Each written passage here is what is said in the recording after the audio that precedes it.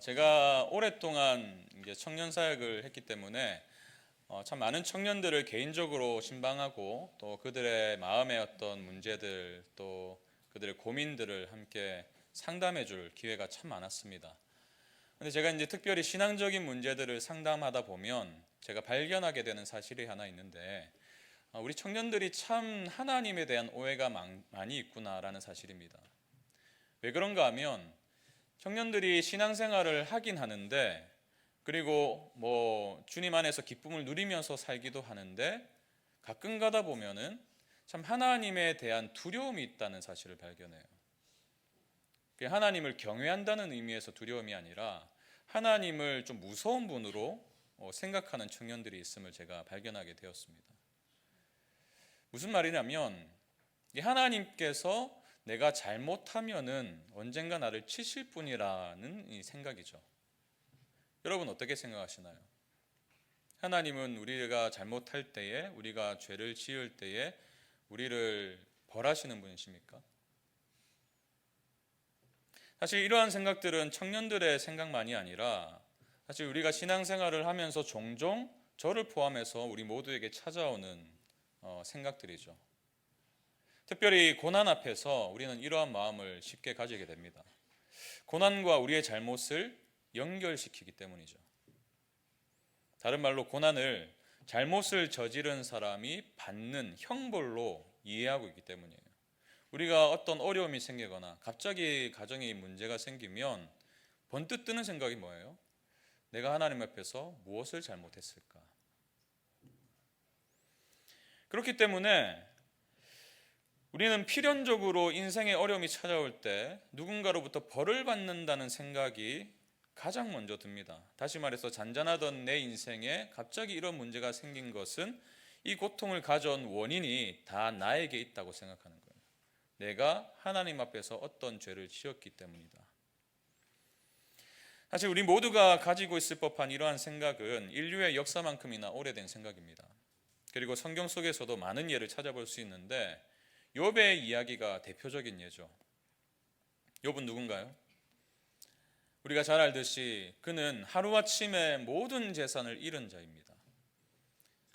성경에 기록된 욥의 이야기를 우리가 너무 객관적으로 바라보고 있는데 나의 이야기로 한번 생각해 보세요. 여러분의 통장에 지금 얼마나 들었는지 제가 모르지만 어느 날 사업이 망했어요. 아니면 다니던 회사에서 강제로 퇴사를 명받았습니다. 수입이 점점 줄어들어요. 마이너스 통장을 써야 됩니다. 그런 상황이라면 여러분 기뻐할 수 있습니까? 근데 이러한 일뿐만이 아니라 욥의 인생에는 엄청난 일이 또 닥쳤는데 그에게는 10명의 자녀가 있었습니다. 근데 그 10명의 자녀가 한날 한시에 사고로 죽음을 당합니다. 끔찍한 일이 벌어졌어요. 자녀 하나를 잃어도 그 상실감이 얼마나 큽니까? 근데 10명의 자녀들이 한시에 다 죽음을 당했어요.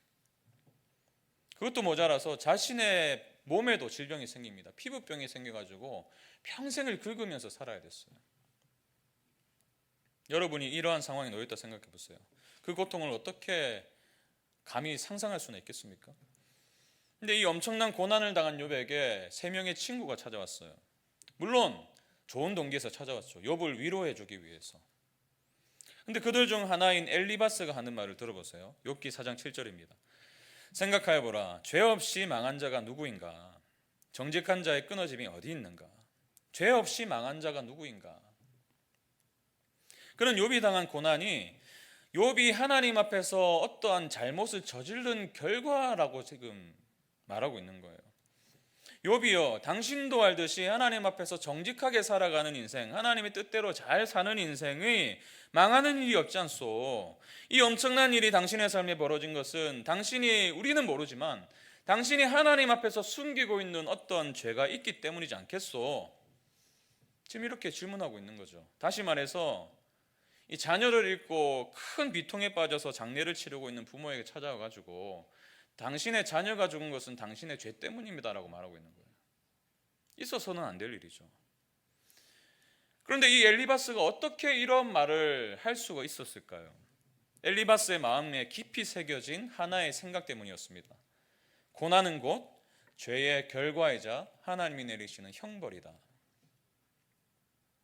신약에서도 비슷한 예를 찾을 수 있는데 요한복음에 보시면 예수님의 제자들도 고난이 곧 죄의 결과라는 생각을 가지고 있었어요. 요한복음 9장 1절 2절 보세요.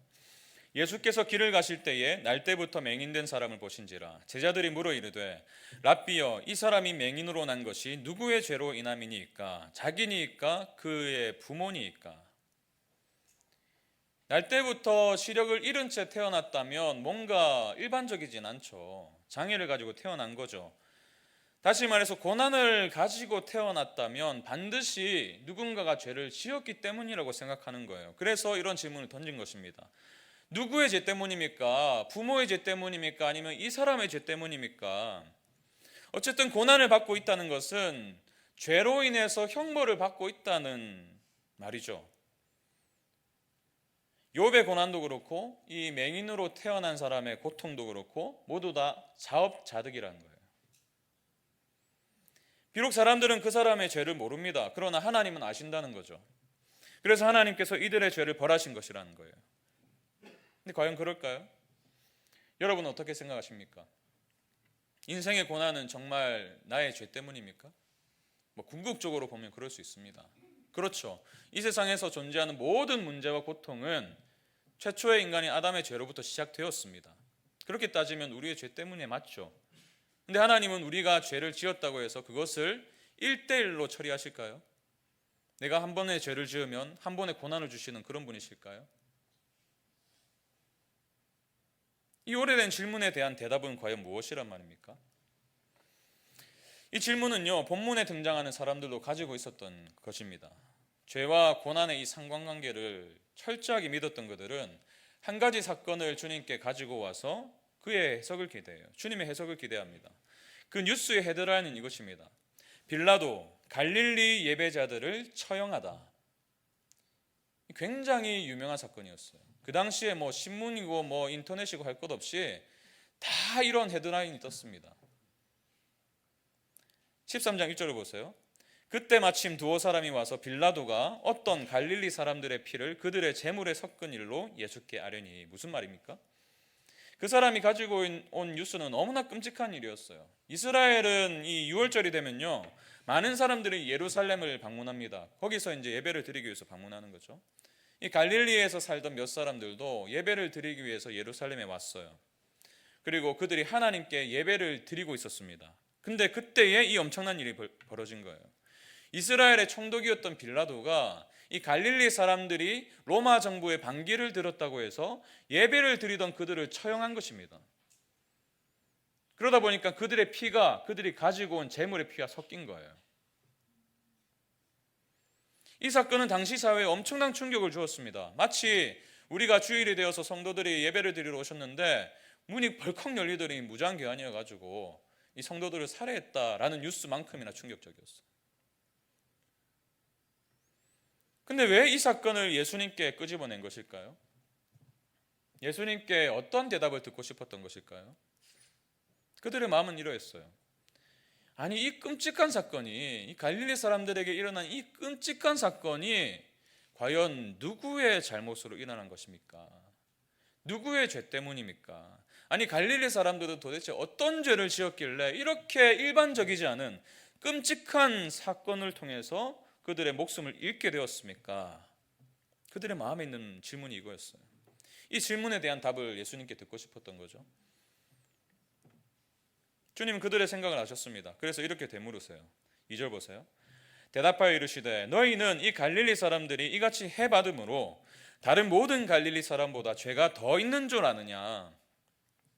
너희는 지금 이 갈릴리 사람들이 일반적이지 않은 죽음을 맞이했다고 해서 이 사람들이 다른 갈릴리 사람보다 더 큰 죄가 있다고 생각하니? 이 고통의 이유가 그들의 죄 때문이라고 생각하는 거니? 이렇게 질문하고 계신 거예요.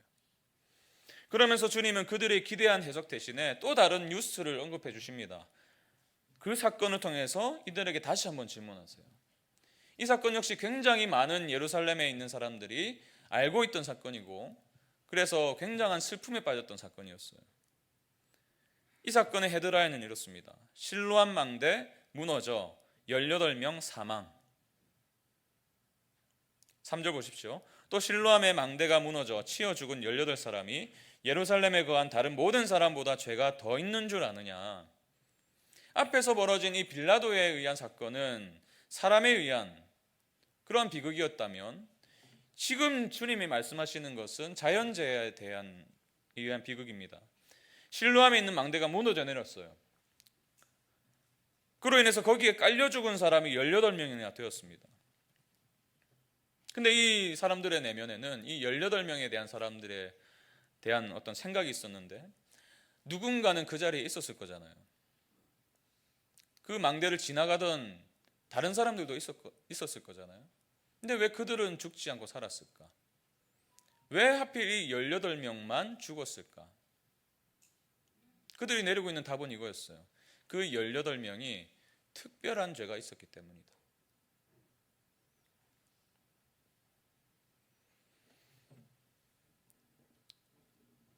그래서 그들을 향한 생각에, 그들이 가지고 있는 생각을 향해서 주님은 이러한 질문을 하시죠.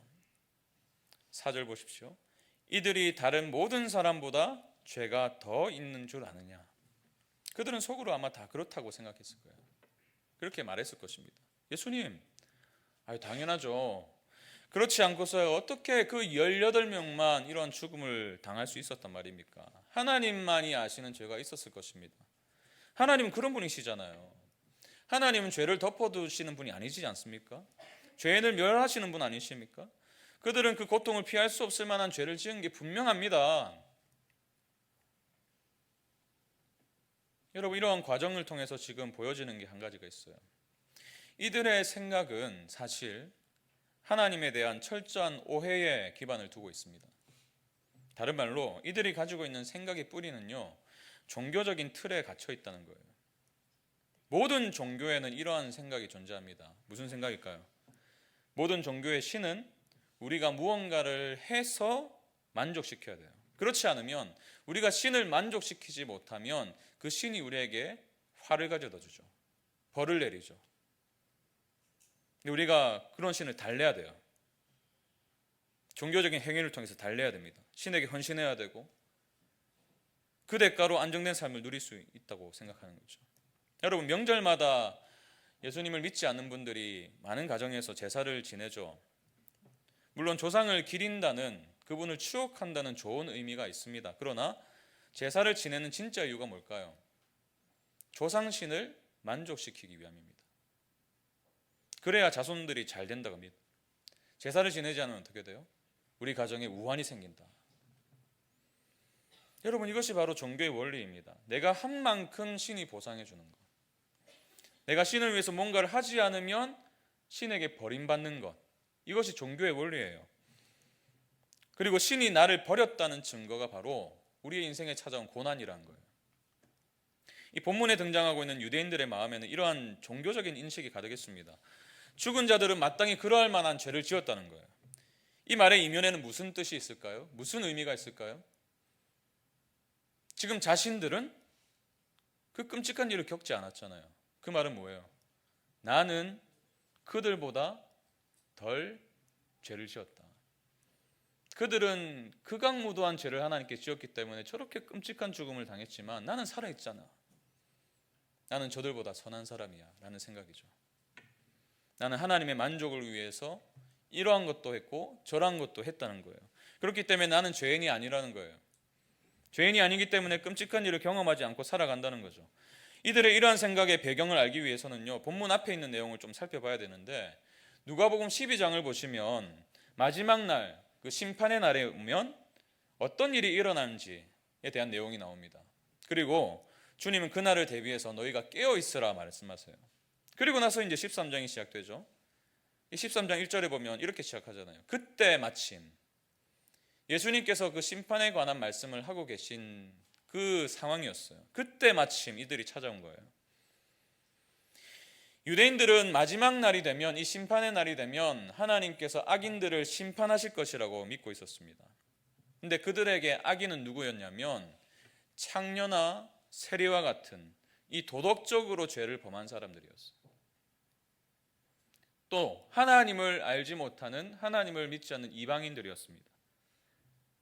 이런 측면에서 자기들을 보는 거예요. 자신들은 악인이 아닙니다. 왜? 하나님의 백성이기 때문에. 또 종교적인 관습을 철저하게 지키고 있었기 때문에, 율법을 잘 지켜왔기 때문에 당연히 우리는 구원받을 것이다 라고 믿고 있었어요. 근데 여러분, 주님은 그들에게 뭐라고 말씀하시죠? 철저하게 종교적인 틀에 갇혀서 죽임당한 자들이 더 많은 죄를 지었다고 믿는 사람들, 그들에 비해서 자신은 선하다고 믿던 사람들을 향해서 주님은 뭐라고 대답하십니까? 주님은 한마디로 이렇게 말씀하시죠. 아니라. 주님은 3절과 5절을 통해서 문구 하나 다르지 않는 똑같은 말씀을 반복하십니다. 13장 3절 5절 보세요. 너희에게 이르노니 아니라 너희도 만일 회개하지 아니하면 다 이와 같이 망하리라. 무슨 말이에요? 뉴스의 주인공들이 다른 사람보다 죄가 많아서 죽은 게 아니라는 거예요. 사실 예수님의 관심은 누구의 죄가 더 큰지, 또는 누구의 죄가 그들을 죽게 했는지 여기에 관심이 없습니다. 그들에게는 그것이 관심사일지 몰라도 주님께는 아니었어요. 오히려 주님은 모든 인간이 처한 비극적인 운명에 대해서 관심을 갖고 계셨어요. 신학자 탈버트는 통찰력 있게 이 구절을 분석했습니다. 빌라도가 갈릴리인들을 죽인 사건은 사람에 의한 비극인 반면 실로암 사건은 자연재해에 의한 비극이다. 그러나 진정한 비극은 이러한 비극과는 대체될 수 없는 영적인 비극이다. 진정한 비극은 이러한 비극과는 대체될 수 없는 영적인 비극이다. 여러분, 모든 사람이 처한 영적인 비극이 무엇입니까? 모든 사람이, 저를 포함한 모든 사람이 죄인이라는 사실이에요. 사도 바울은 이 사실을 명쾌하게 선포합니다. 로마서 3장 10절과 23절 보십시오. 기록된 바 의인은 없나니 하나도 없으며 모든 사람이 죄를 범하였음에 하나님의 영광에 이르지 못하더니. 의인은 없나니 하나도 없으며 모든 사람이 죄를 범하였음에. 그로 인해서 모든 사람은 죄의 삭슬받게 되어 있었습니다. 영원한 사망. 그 영원한 사망이 뭘까요? 지옥불에 떨어진다는 의미일까요? 그것보다 더 본질적인 의미는 무엇입니까? 하나님 없음이에요. 하나님 없음. 우리가 왜 이렇게 공허한 인생을 살아가고 있죠?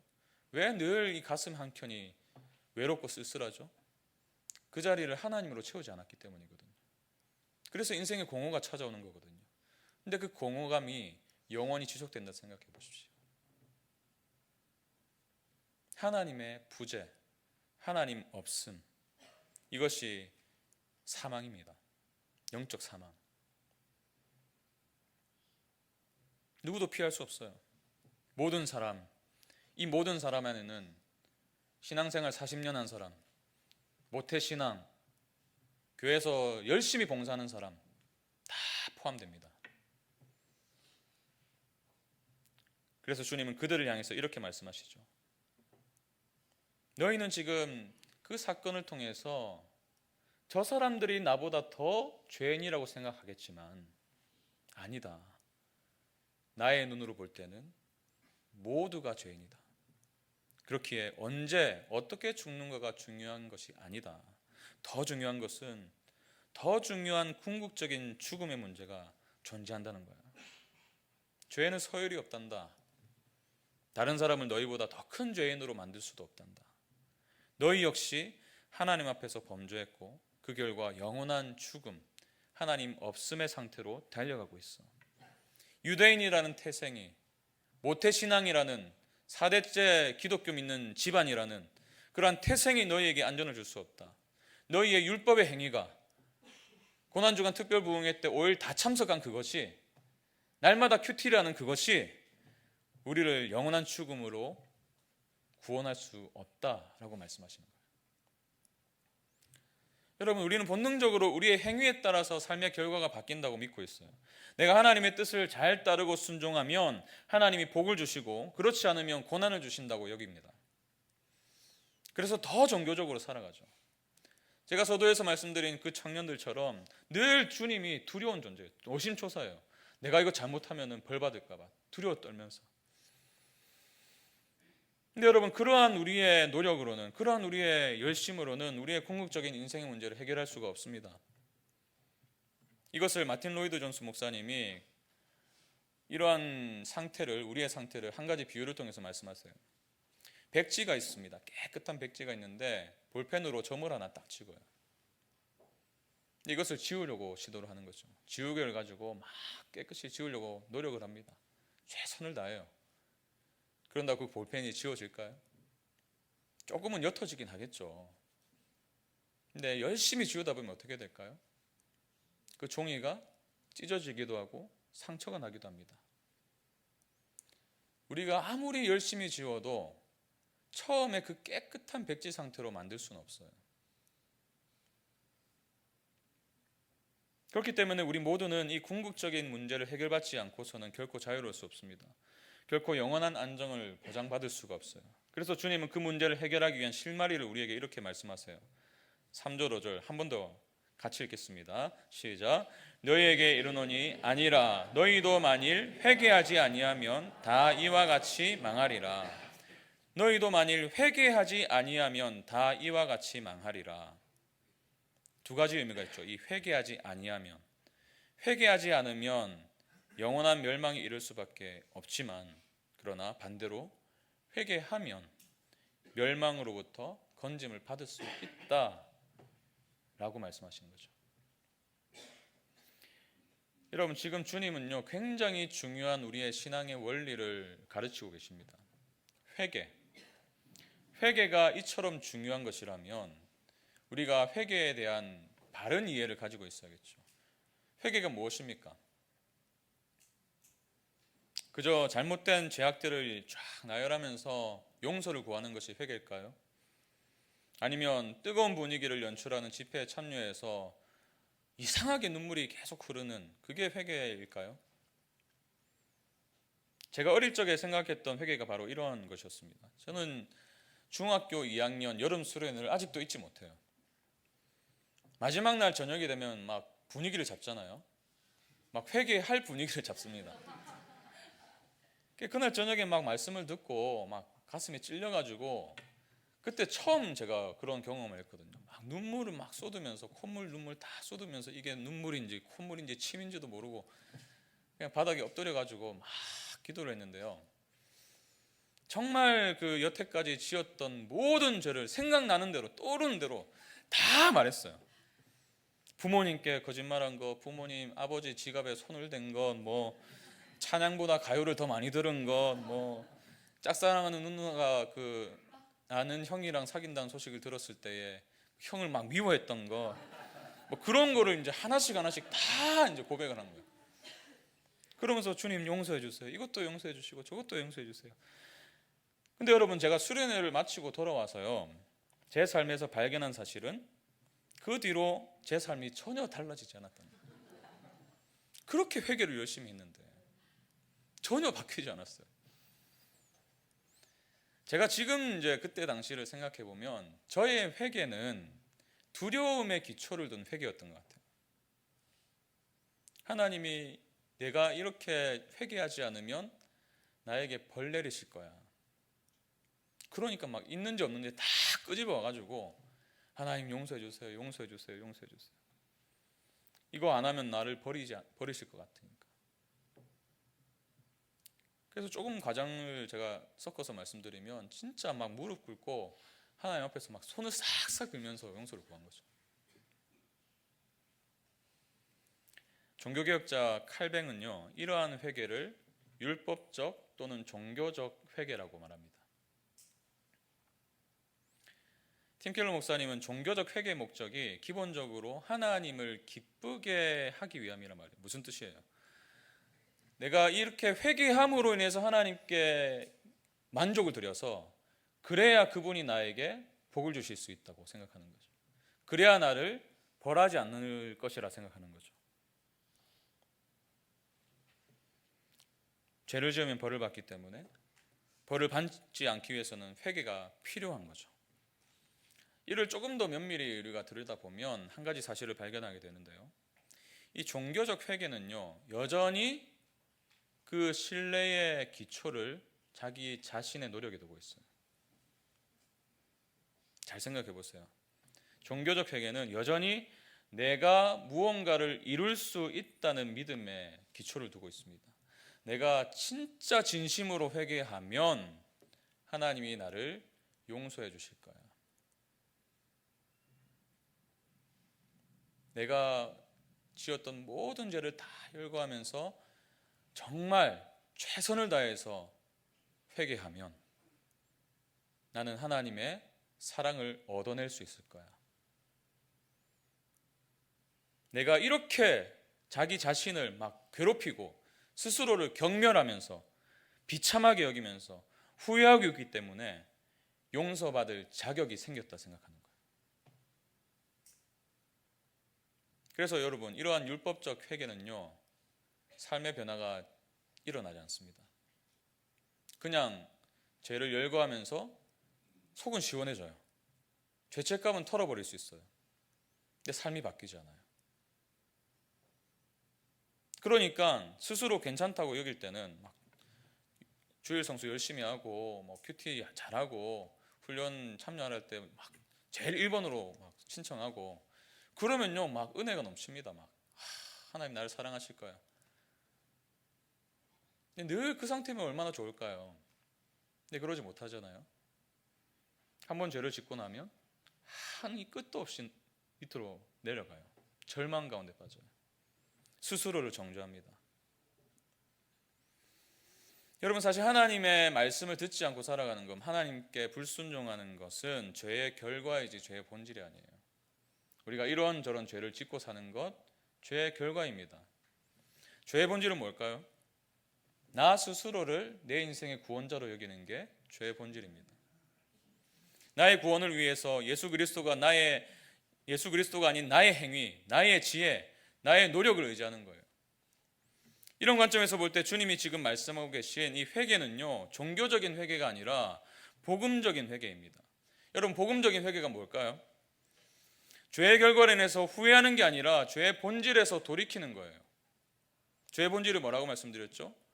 나 스스로를 내가 어떤 행위로, 어떤 노력으로 구원할 수 있다는 생각, 그 자체가 죄예요. 거기서부터 돌이키는 거예요. 나 스스로 하나님이 되려 했던 것, 내가 내 삶의 주인이라고 믿고 살아온 것, 하나님 없이도 행복한 삶을 살 수 있다고 믿은 것, 아니 하나님 없는 것이 더 좋다고 여겼던 것, 이 모든 것에서 돌이키는 겁니다. 그리고 진짜 하나님, 진짜 내 삶의 주인, 내 삶의 진정한 행복을 주시는 유일한 분이 예수님이라는 사실을 신뢰하는 거죠. 그분이 십자가 위에서 이루신 그 일을 믿음으로 받아들이는 거예요. 주님 오늘 본문을 통해서 우리에게 회개하라고 요청하십니다. 그러나 요청만 하지 않으셨어요. 그것이 무슨 의미인지를, 그 회개하라는 요청 가운데 담긴 무슨 의미인지를 몸소 보여주셨습니다. 왜 우리가 회개하면 멸망당하지 않을까요? 왜 우리가 용서받을 수 있다고 말씀하시는 것입니까? 주님께서 우리 대신 우리의 모든 죄의 값을 치루어 주셨기 때문이에요. 로마서 3장 25절 26절 보십시오.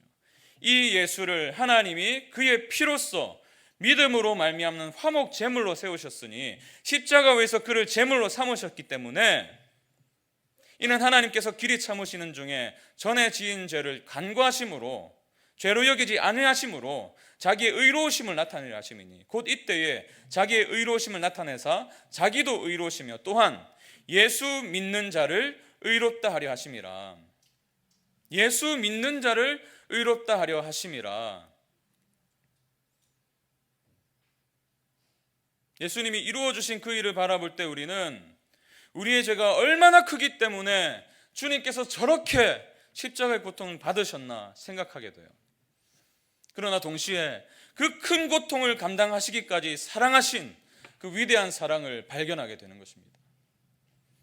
여러분, 우리는 우리가 생각하는 것보다 훨씬 더 심각한 죄인입니다. 그러나 동시에 우리는 우리가 생각하는 것보다 훨씬 더 큰 사랑을 받고 있어요.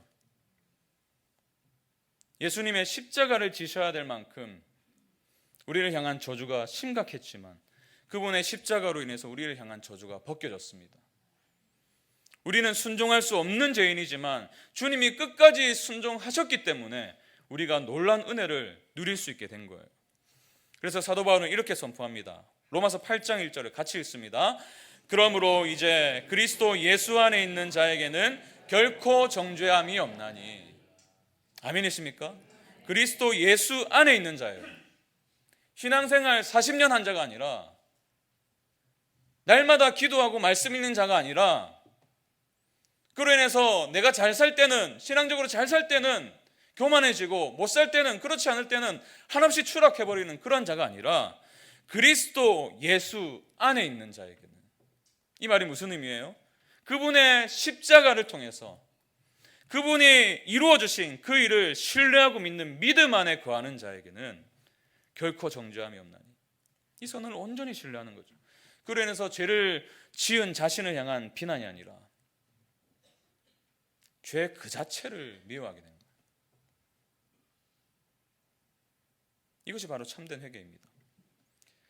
팀켈러 목사님 말씀처럼 두려움에 기초한 회개는 스스로를 미워하게 만들어요. 하나님이 나를 벌 주시지 않을까? 이러한 것에 기초를 둔 회개는요, 계속 자기 자신을 정죄합니다.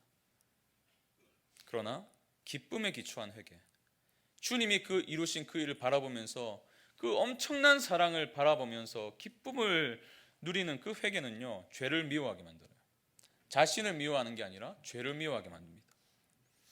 그리스도 안에서 변하지 않는 하나님의 사랑이 있기 때문에 죄를 발견할수록 그 사랑에 대한 감격과 기쁨이 경험돼요.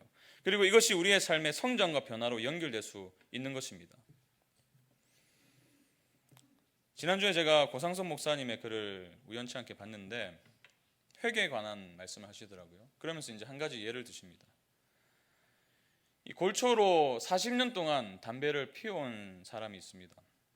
근데 이러한 사람은 자신의 힘으로 담배를 끊을 수 있는 확률이 굉장히 낮죠. 이미 니코틴에 중독이 되었기 때문에. 다른 말로 니코틴을 사랑하는 거예요. 그 사랑의 마음을 웬만해서는 버릴 수가 없습니다. 근데 이 사람에게 아내가 있는데 아내가 자신 때문에 40년 동안 계속해서 담배를 피워왔기 때문에 폐암에 걸렸어요. 그러자 이 40년 동안 끊지 못했던 담배를 하루아침에 끊었습니다. 왜 끊을 수 있었을까요? 그렇게 노력을 해도 끊지 못했던 이 담배를 왜 끊을 수 있었을까요? 담배보다 더 사랑하는 존재에게 아픔을 주었다는 사실 때문이에요. 내가 담배를 너무 사랑해요. 여전히 담배를 향한 마음이 있어요. 근데 내가 사랑하는 이 담배가 그로 인해서 내가 더 사랑하는 내 아내에게 질병을 주었다는, 그 고통을 주었다는 그 사실이 그날로 끊게 만들어버린 거예요. 우리는 오늘 예배를 통해서도 마음의 결심을 할 것입니다. 지금까지 여러분들이 수없이 결심을 하면서 살아오셨을 거예요. 주님, 다시는 이런 죄를 짓지 않길 원합니다. 그러나 우리의 마음이 여전히 죄를 사랑하기 때문에 이러한 결심이 오래가지 않음을 우리가 경험했을 것입니다. 그러나 이런 죄를 짓고 또 짓는 이러한 나 같은 자를 용납하신 예수님을 바라볼 때에 우리의 마음이 죄가 아닌 그분을 더 사랑하게 되겠죠. 죄를 사랑하는 마음은 여전히 있어요. 그 누구도 부인할 수 없을 것입니다. 저를 봐도 그렇거든요. 저는 여전히 죄를 사랑해요. 그러나 이 사랑의 방향이 주님께로 옮겨질 때, 다시 말해서 주님을 향한 그 사랑이 죄를 향한 사랑보다 더 커져갈 때 우리는 이 놀라운 회개의 열매를 맛보며 살아가게 될 것입니다. 여러분, 이런 면에서 회개는 예수님을 처음 믿을 때만 필요한 게 아니에요. 우리가 이 땅을 떠날 때까지 매일 매 순간 일어나야 되는 일인 것입니다. 그것이 정말 주님을 더 사랑하는 방법이라면, 그것이 정말 주님을 나 스스로보다, 나의 어떤 행위보다 더 신뢰하는 길이라면 우리는 회개를 사랑할 수 있습니다. 저는 내일부터 시작되는 고난주간이 이런 차원에서 좀 우리 성도님들의 마음에 새겨졌으면 좋겠어요. 매년 돌아오는 고난주간이죠. 그래서 어쩌면 또다시 그냥 흘러가는 시간이, 그런 의미 없는 시간이 될 수도 있습니다. 근데 그렇지 않으려면 주님이 고난당하신 이유와 목적을 이 한 주간 동안에 발견하셔야 됩니다. 많은 교회들이 고난주간에 뭐 이런저런 일들을 하죠. 근데 많은 경우에 그런 일들의 초점이 내가 무엇을 할 것인가에 맞춰져 있어요. 그래서 십자가 모형을 만들어서 주님의 고난에 동참하겠다고 하기도 하고 또는 무언가를 절제하자고 독려하기도 하죠. 이런 것들이 필요하지 않다는 게 아니라 더 중요한 게 있다는 거예요. 우리는 먼저 내가 뭘 할 수 있을까 보다 그분이 무엇을 이루셨나를 먼저 바라봐야 될 줄 믿습니다. 그래서 종교적 회개가 아니라 복음적 회개가 우리 한 주간 동안에 좀 일어났으면 좋겠어요. 이것은 우리의 의지로는 안 됩니다. 성령께서 은혜를 주셔야 가능한 일이에요. 전 한 주간 동안 계속해서 이제 말씀을 전할 거고요. 기도하면서 준비하고 있습니다. 근데 이러한 기도가 터져 나왔어요. 성령 하나님, 우리 귀한 성도님들 한 분 한 분의 인생을 지금도 여전히 살펴주시고 돌보아 주시는 주님께 우리 성도들의 영혼을 맡겨드립니다. 주님께서 얼마나 이들을 사랑하시는지 하나님 다시 한 번 더 발견하게 해주시고, 이전에 이만큼 알았던 하나님의 사랑이라면 이 한 주간을 통과하는 동안 비교할 수 없을 정도로 엄청난 사랑을 내가 받고 있다는 사실을 깨닫게 하여 주시옵소서. 그래서 우리의 사랑의 방향이 주님께로 향하길 원합니다. 죄를 미워하고 주님을 사랑하는 이 복음의 길을 한 걸음 한 걸음 걸어가게 되길 바랍니다. 저는 이것이 우리 모두의 기도가 되었으면 좋겠어요. 여러분, 그럴 때 이 하나님에 대한 오해가 좀 풀리고 하나님께서 우리를 향한 그 사랑의 크기가 얼마나 큰 것인지를 더욱더 깊이 알아갈 때 우리의 삶에 찾아오는 고난의 문제가 해석이 돼요. 그리고 우리의 삶에 끊을 수 없을 것 같은 그 죄의 문제가 해결되기 시작합니다. 저는 오늘 한 주간 우리 모두의 마음에 하나님께서 일하여 주시길 간절히 소망합니다. 그리고 그렇게 행하실 것을 믿음으로 축복합니다. 우리 고백을 담아서 이 찬양으로 함께 나아갔으면 좋겠어요. 오늘 말씀을 잘 이렇게 표현한 가사인데요. 무엇이 변치 않아 내 소망이 되며 무엇이 한결같아 내 삶을 품으리. 저희 세상에 수많은 것들이 존재하고 있지만 영원한 것은 없어요. 그렇기 때문에 진정으로 우리의 소망이 되는 것은 이 땅에 없습니다. 무엇이 한결같을까요? 여러분, 배우자의 사랑이 한결같지 않잖아요. 자녀들의 사랑이 한결같을까요? 우리가 자녀들을 향한 사랑은 한결같던가요? 우리의 감정에 따라서 얼마나 그 사랑이 바뀌어요. 무엇이 한결같을까요? 십자가에서 확증하신 그 하나님의 사랑만이 한결같은 사랑이에요. 그렇기 때문에 연약한 우리의 인생을 품어주시는 겁니다. 그렇지 않았으면 벌써 우리 죽고도 남은 인생이 아닙니까? 우리 그 사랑을 기억하면서 십자가를 바라보시는 우리 모든 성도님들 되시 축복합니다. 우리 함께 고백합니다. 무엇이 변치 않아 내 소망이 되며 무엇이 변치 않아 내 소망이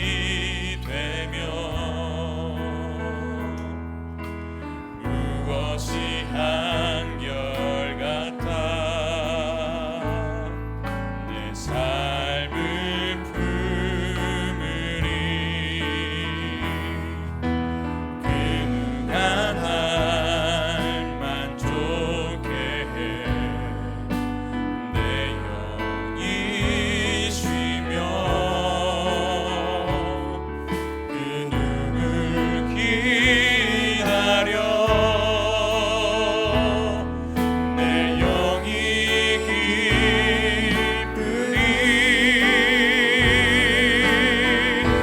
고백합니다. 십자가 십자가 십자가 십자가 그 그늘 아래 내 소망이 있네.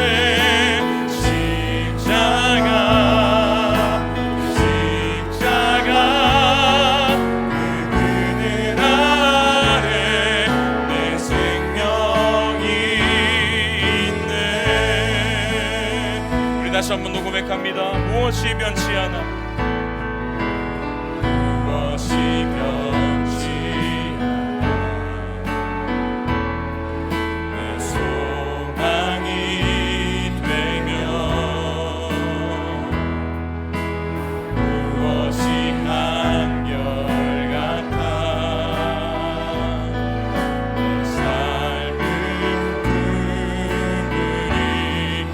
누가 날 만족해 해. 그 누가 우리에게 참된 안식을 줄 수 있단 말입니까? 그 누가 우리에게 참된 기쁨을 준단 말입니까?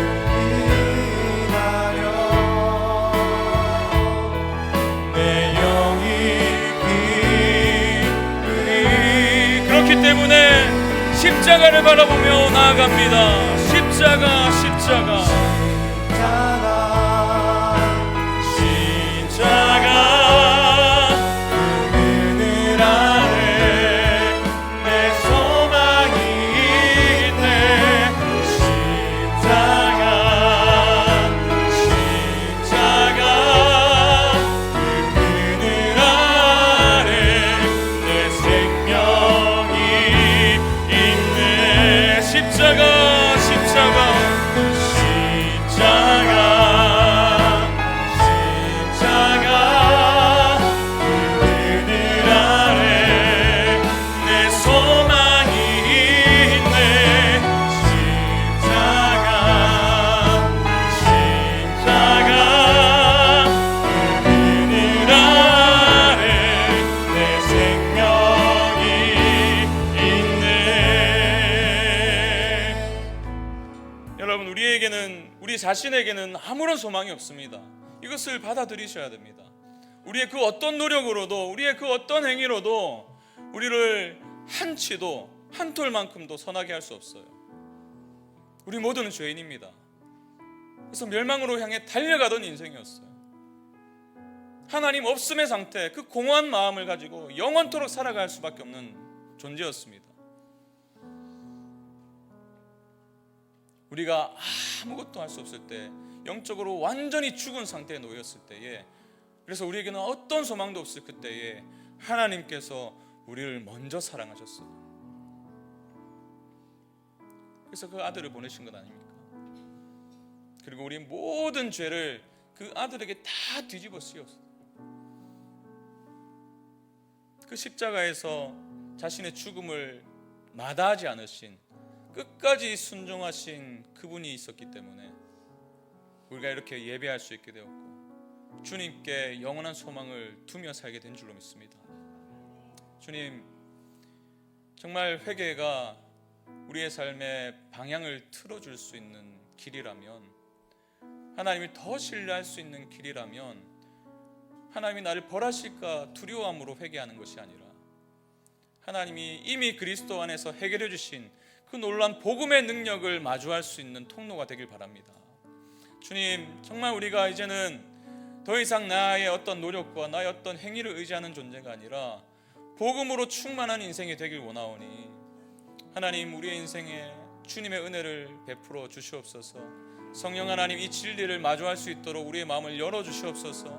이 진리를 온전히 마주함으로 해서 우리에게 참된 자유를 이미 선사하신 그 주님을 바라보며 한 걸음 한 걸음 내디딜 수 있도록 인도하여 주시옵소서. 우리 그렇게 주님을 의지하며 함께 기도로 나아가시겠습니다. 아버지 하나님, 감사드립니다. 주님, 그렇습니다. 하나님, 우리에게 회개를 요청하시기만 한 것이 아니라 그 회개가 어떤 의미인지를 몸소 보여주신 그 주님, 십자가를 통해서, 십자가에서 죽으심으로 인해서 우리에게 그 회개의 의미를 가르쳐주신 주님을 찬양합니다. 하나님, 지금까지 내 인생, 하나님, 나를 의지했고 나의 어떤 노력과 나의 어떤 행위를 의지했다면, 하나님, 우리가 십자가 위에서 그 모든 것을 아무런 능력이 없음을 우리가 발견하게 되길 원합니다. 그 십자가가 없이는 우리가 그 어떠한 행위와 어떠한 노력으로도 하나님 앞에 나아갈 수 없었던 존재임을 자각하게 하나님, 그로 인해서 우리에게 필요한 오직 예수 그리스도 한 분이 있으라는 사실, 하나님, 그로 인해서 예수 그리스도 안에 거하는 인생을 살아갈 수 있도록 성령 하나님 인도하여 주시옵소서. 하나님, 우리 안에 거하신다면, 성령께서 우리의 마음에 이미 거하신다면, 하나님, 날마다 우리를 이 진리 가운데로 인도하여 주시길 원합니다. 하나님, 날마다 회개의 자리로 나가게 해주시옵소서.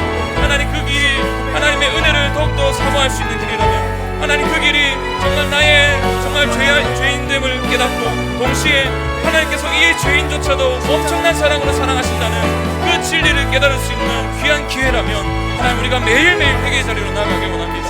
매일매일 나의 부족함을 직면하고 그 크신 하나님의 놀라운 사랑을 발견하길 원합니다. 그로 인해서 우리의 우리의 삶이 하나님 정말 주님이 주시는 평안과 만족으로 살아갈 수 있도록 도와주시고, 죄를 하나님 죄의 결과로 인해서 후회하는 인생이 아니라 죄 그 자체를 미워할 수 있는, 그래서 하나님을 더 사랑할 수 있는 그러한 복음의 사람이 될 수 있도록 주님 인도하여 주시옵소서. 하나님 복음에 합당한 인생을 살아갈 수 있는 유일한 방법이 있다면, 우리의 삶의 변화를 일으킬 수 있는 유일한 방법이 있다면 주님의 은혜를 맛보는 것인 줄로 믿사오니, 주님 우리 가운데 은혜 베풀어 주셔서 놀라운 은혜 가운데 우리가 걸어갈 수 있도록 인도하여 주시옵소서.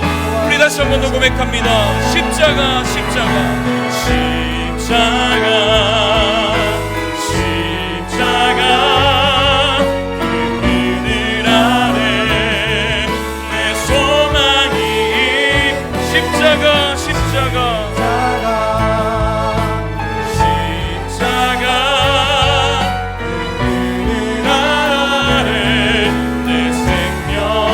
자리에서 일어나셔서 다시 한번 고백하며 나아갑시다. 십자가 십자가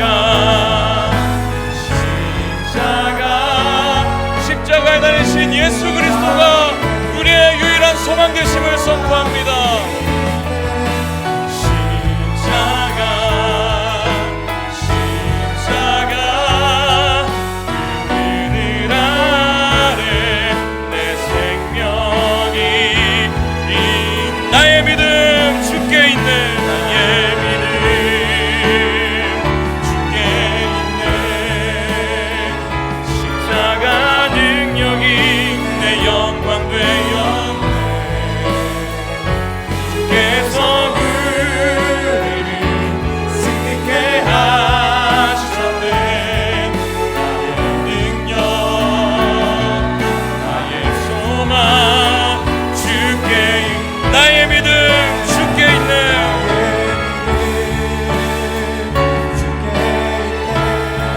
십자가의 능력이 우리의 영광이 된 줄로 믿습니다. 주님의 그 승리가 우리의 것인 줄로 믿습니다. 승리케 하셨네. 나의 능력 나의 소망 주께 있네. 나의 믿음 주께 있네. 십자가 능력이 내 영광 되었네. 주께서 우리를 승리케 하셨네. 나의 능력 나의 소망 주께 있네. 주님, 그렇습니다. 회개가 주님을 더 사랑할 수 있는 신앙의 여정이라면 우리가 매일 회개하길 원합니다. 우리의 죄를 발견할 때마다 괴수와 같은 이 죄인을 위해 생명을 아끼지 않고 내어주신 그리스도를 보게 해 주시옵소서. 그 십자가에서 확증하신 하나님의 사랑을 보게 해주시고, 그 사랑에 우리의 마음이 녹아내려서 죄를 사랑하던 마음에서 돌이켜 주를 향한 사랑이 더 깊어지게 하여 주시옵소서. 주님, 내일부터 시작되는 고난주간이 그저 죄의 목록을 청산하고 그저 회개했으니 되었다고 말하며 똑같은 삶을 살아가는 반복이 아니길 원합니다. 오히려 주님이 왜 고난당하셨는지, 주님이 십자가를 통해서 보여주길 원하셨던 것이 무엇인지를 성령 하나님 발견하게 하셔서 우리의 사랑의 방향이 달라지는 복음의 능력의 역사가 일어날 수 있도록 인도하여 주시옵소서. 이제는 우리 주 예수 그리스도의 은혜와 하나님의 크신 사랑과 성령의 함께하심이 하나님이 아닌 나를 신뢰했던 이 지독한 자기중심성이라는 죄로 인해서 영원한 사망으로 멸망으로 달려갈 수밖에 없던 인생을 위해 자신의 생명을 주신 주님, 그분을 통해 사랑의 방향이 내 자신이 아니라 하나님이 되게 해주신 그 놀라운 은혜를 기억하며 날마다 회개하는 삶을 살기로 결정하고 주님의 은혜를 구하는 모든 성도들의 삶 가운데 이제부터 영원히 함께 하시기를 간절히 축원하옵나이다. 아멘.